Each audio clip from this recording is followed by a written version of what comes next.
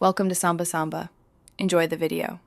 You'll begin by confirming prerequisites, Mac OS version and enough disk space, and signing into the Google account you want to sync. Once done, download Google Drive for desktop and open the DMG to mount the installer. Double-click the app icon to install.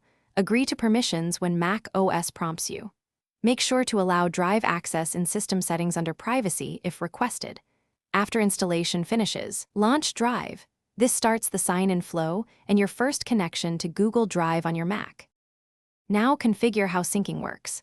Choose Stream Files to access cloud-only copies and save local space, or Mirror Files to keep local copies for offline use. After selecting a mode, click Add Folder or choose specific My Drive folders and shared drives to include. This reduces unnecessary transfers. Next, open Preferences to adjust bandwidth limits and whether Drive launches at login. Make sure to pick a local folder for mirrored content and confirm the path so Finder shows files where you expect them. Finish by verifying files appear in Finder under the Google Drive volume and that file icons reflect sync status. Once verification is done, test adding a file on Mac and confirm it uploads to Drive. Google.com.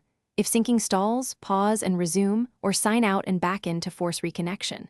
Make sure Drive has full disk access and files and folders permissions in system settings. As a final tip, restart the Drive app and clear its cache if problems persist. Then recheck file statuses to confirm resolution. Thanks for watching. Consider subscribing if we helped you.